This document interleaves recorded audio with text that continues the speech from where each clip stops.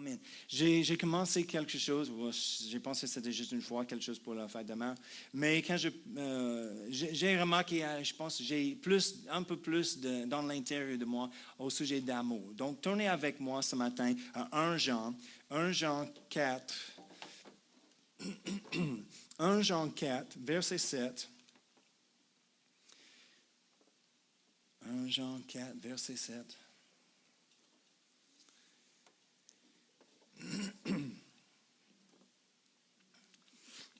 Et Jean ici, il dit, bien-aimés, aimons-nous les uns les autres, car l'amour est de Dieu. L'amour est de Dieu, et quiconque aime est né de Dieu et connaît Dieu. Et on sait que la Bible dit, Dieu est amour. Dieu est amour. Ce n'est pas comme il possède l'amour, il est amour. Dieu est amour. Et ici, on voit que l'amour est de Dieu. Et on parle de l'amour de Dieu, l'agapé, l'amour, la qualité de Dieu, la sorte d'amour que Dieu a. Ce n'est pas l'amour naturel, ce n'est pas l'amour de la terre ou sexuel, physiquement, ou des choses. Mais non, c'est quelque chose de divin, c'est quelque chose de surnaturel. Et Dieu est amour. Et l'amour qu'on a vient de Dieu. Il dit, et quiconque aime est né de Dieu et connaît Dieu. On a dit la semaine passée, c'est une marque d'un vrai chrétien, l'amour. L'amour surnaturel, l'agapé, l'amour de Dieu, est une marque d'un vrai chrétien. Si tu veux voir si quelqu'un est vraiment né de Dieu, il a l'amour dans sa vie. J'ai entendu les histoires, les personnes pleines d'haïs, pleines de violence et amertume, qui étaient sauvées, et le prochain jour, ils ont trouvé juste un amour, une compassion pour les autres, une concern pour leur esprit, pour leur personne, s'il va entre dans le ciel ou en enfer. C'est l'amour de Dieu qui nous change comme ça. On a la capacité, on a vu la semaine passée Romains 5:5 qui dit l'amour de Dieu est répandu dans nos cœurs par le Saint-Esprit qu'on a reçu. Quand nous sommes nés de nouveau, on reçoit le Saint-Esprit, il habite en nous et il vient avec tous les fruits de l'Esprit. C'est le fruit d'un esprit recréé en Dieu. C'est quoi le premier? Le fruit de l'Esprit est l'amour, la paix. Oui, il y a 9 fruits de l'Esprit en Galates 5. Mais le premier, l'amour. Et Dieu est amour. Donc l'Esprit de Dieu, l'Esprit d'amour est en nous.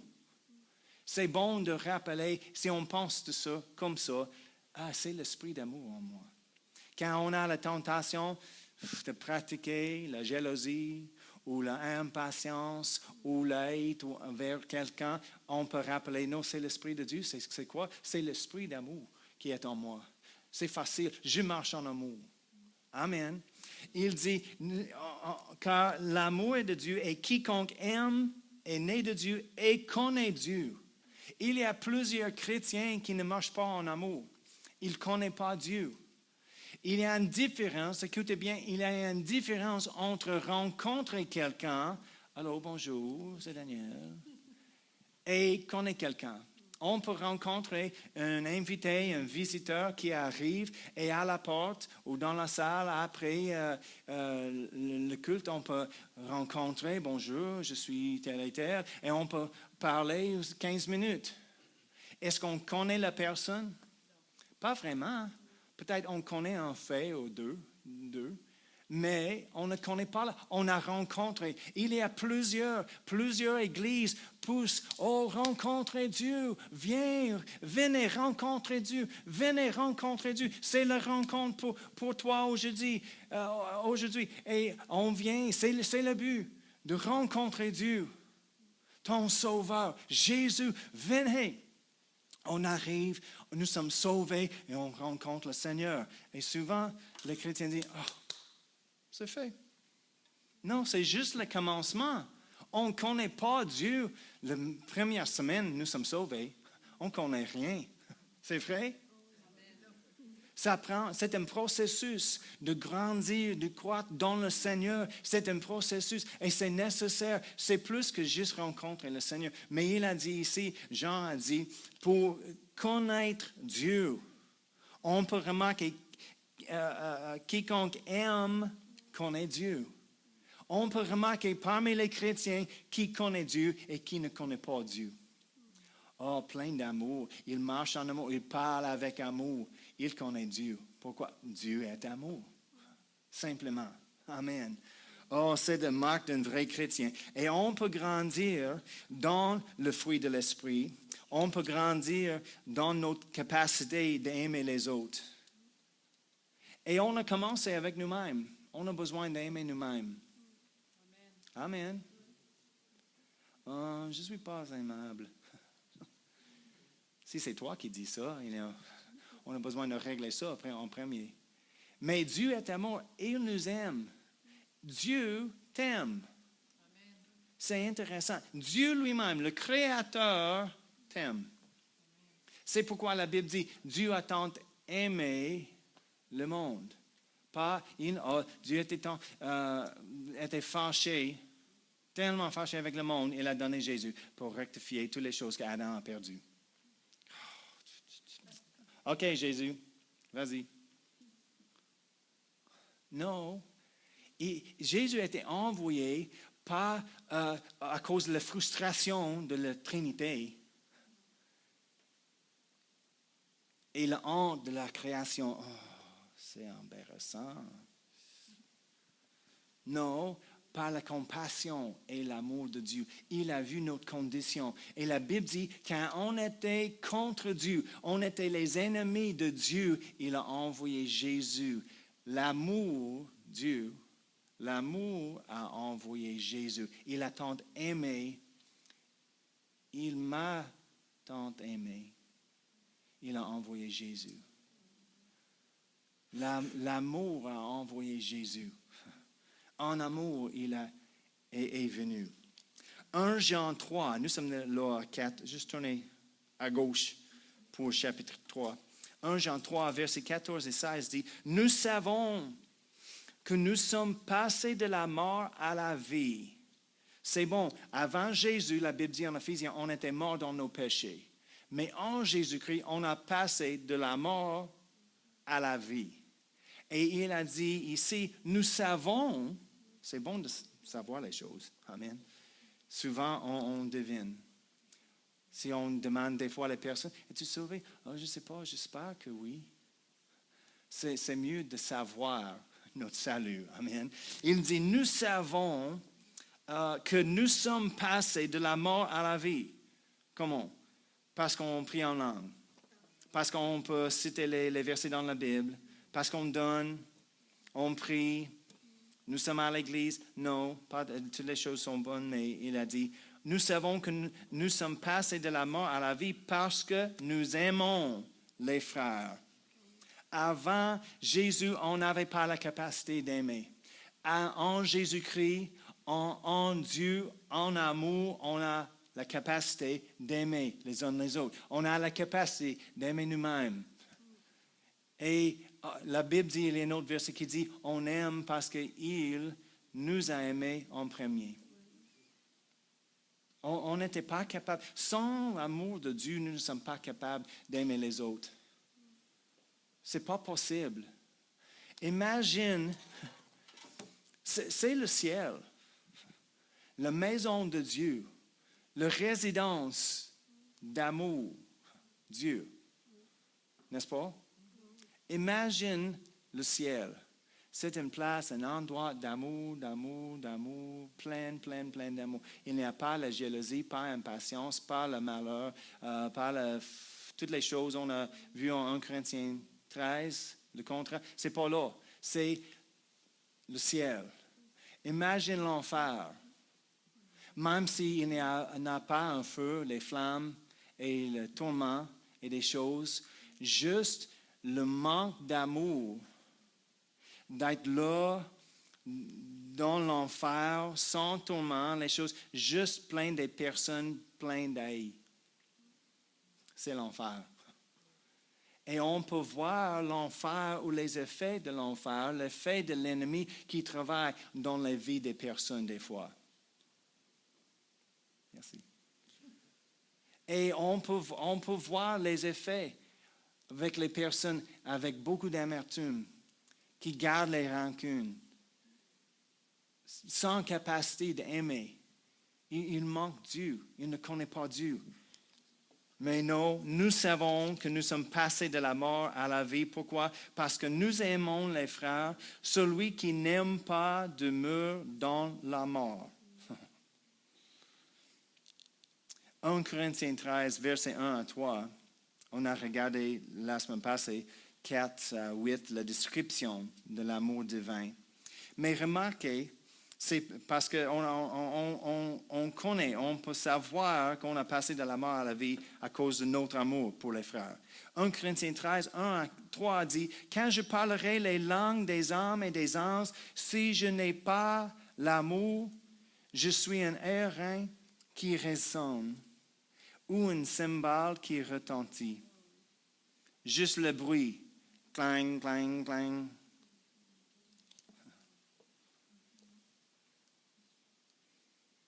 C'est rien. Oh, mais je prie en langue, je prie, je coule dans l'esprit et c'est tout. Si on manque l'amour, c'est ça. Oh, oui, arrête de parler en langue. Oui, tu arrives à l'église, tu parles en langue, très bien, tu coules, mais à l'extérieur, tu ne marches pas en amour, tu ne parles pas avec l'amour de Dieu. Ah, c'est rien. Pourquoi? Parce que Dieu n'est pas les langues. Dieu est amour. Le prochain dit, « Et quand j'aurai le don de prophétie, la science de tous les mystères, il parle des dons de l'esprit, la prophétie, le parole de connaissance, et toute la connaissance, quand j'aurai même toute la foi, jusqu'à transporter des montagnes, un esprit de foi pour parler aux montagnes, bouge, tosse-toi de là et si je n'ai pas l'amour, je ne suis rien. » Oh, mais le gros prophète qui prophétise, il peut donner une prophétie à chaque personne.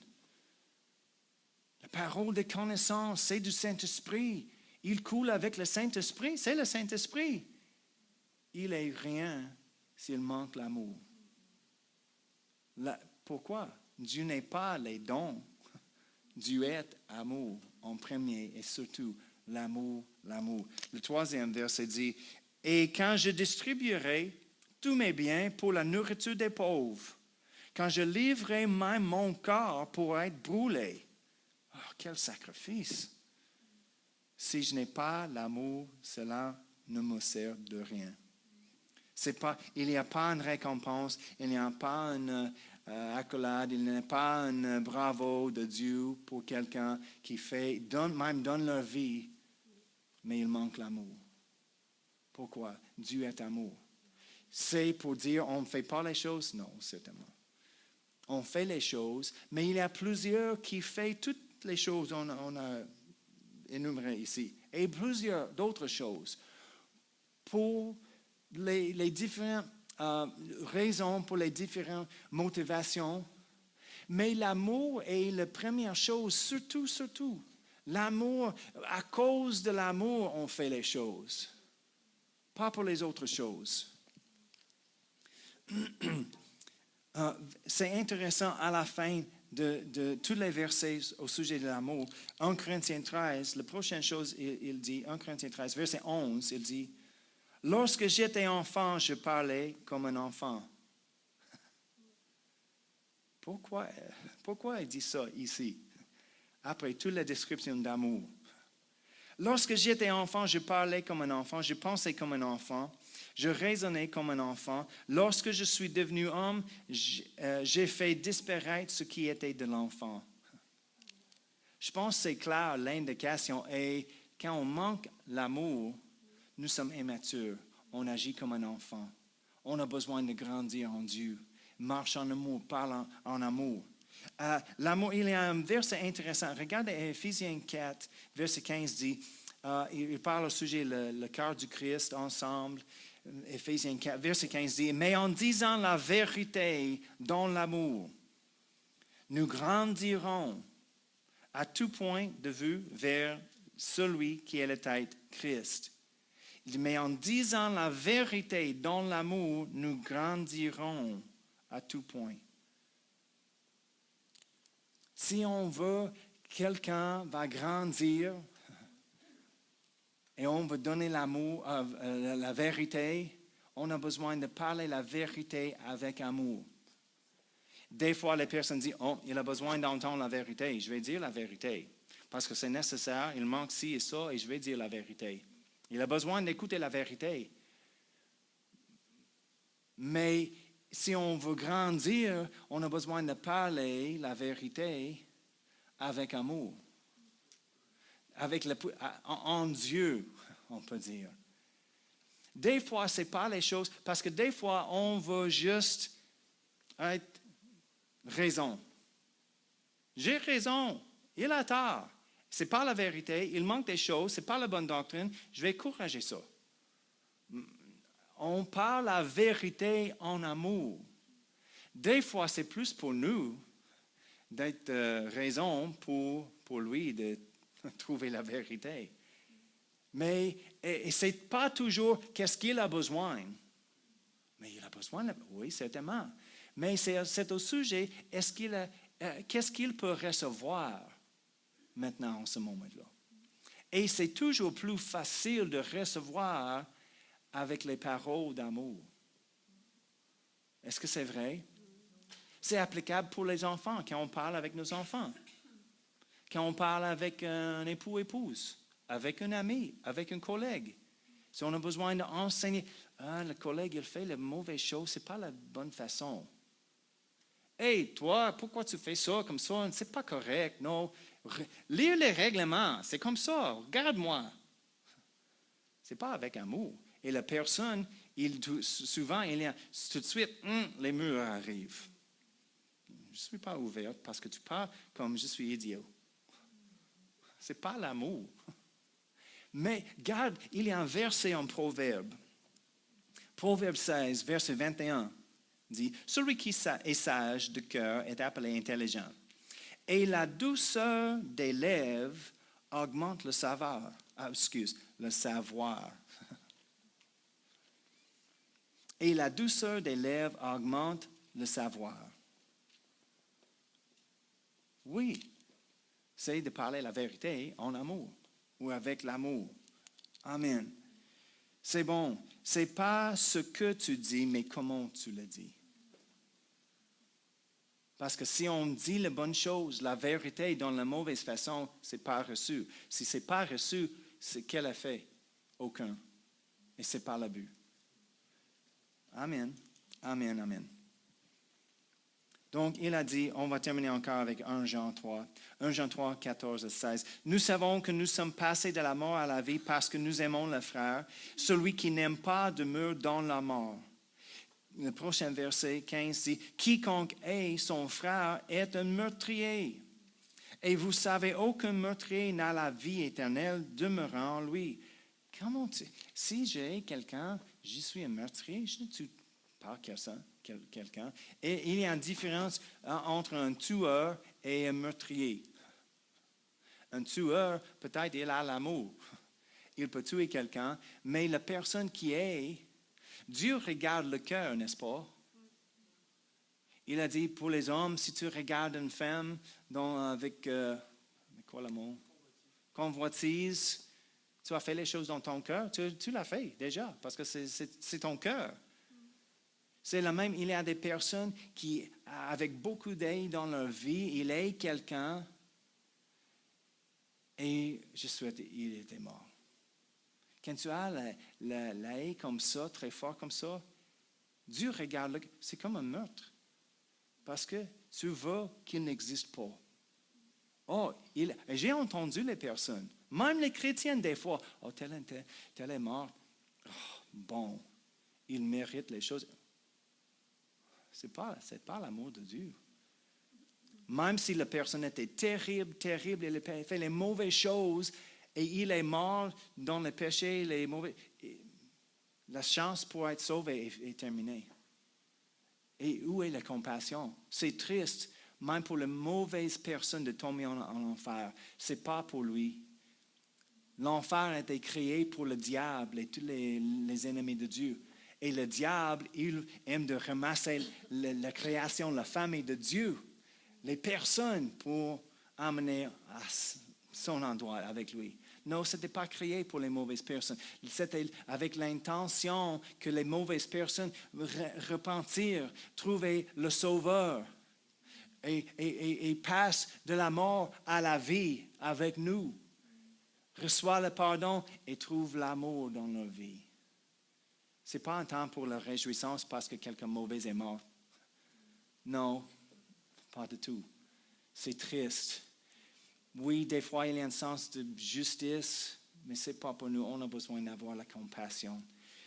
Le prochain verset, le dernier. Nous avons connu l'amour en ce qu'il a donné sa vie pour nous. Nous aussi, nous devons donner notre vie pour les frères. Comment? On donne nous-mêmes. Pas littéralement, on ne donne pas notre vie, mais chaque fois, on déplace nos intérêts pour les intérêts d'un autre. On donne notre vie. Quand on se lève, nous sommes touchés par le Saint-Esprit pour prier pour quelqu'un, on donne notre vie. Quand on appelle quelqu'un, « Hey, je n'ai pas vu aujourd'hui. Si tout est correct, on donne notre vie. Puis-je prier pour toi? As-tu besoin? » Si on donne notre vie. Si on aide quelqu'un avec leurs besoins, c'est les choses que je peux garder pour moi-même. Mais je te donne. Je donne ma vie à quelqu'un. On met notre vie disponible juste pour écouter. Des fois, ce n'est pas nécessaire de dire un mot. Juste pour être là, avec un sourire, en main, une touche. Dis, oh, Dieu t'aime. Comme Patricia a témoigné la semaine passée. Elle a dit à quelqu'un, Dieu t'aime. Oh, c'est tellement difficile. Tu as besoin de comprendre toute la Bible et toutes les doctrines pour dire à quelqu'un, Dieu t'aime. Oui, je suis ça. Non. Et la personne était touchée. Et Patricia, elle travaille un petit peu. Elle est occupée, elle est fatiguée, elle a des enfants, une maison, elle prend soin de ça, et elle a beaucoup de choses à faire pour arrêter, juste pour prendre un moment même pour dire, Dieu t'aime. Je n'ai pas le temps pour ça. J'ai besoin de ton amour, Seigneur. Aide-moi. Mais c'est un moment où elle a donné sa vie. Non, je peux dormir, j'ai besoin d'être chez moi pour dormir, pour le prochain travail.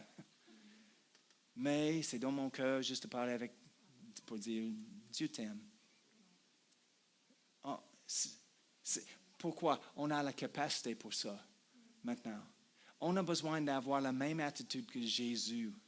Quand et Cindy par l'Esprit a dit des choses ce matin au sujet des dons de l'Esprit qui se manifestent, quand on prie pour quelqu'un au magasin ou des choses. Si notre motivation est l'amour de Dieu, on a la compassion pour les personnes. On voit avec les yeux de Dieu.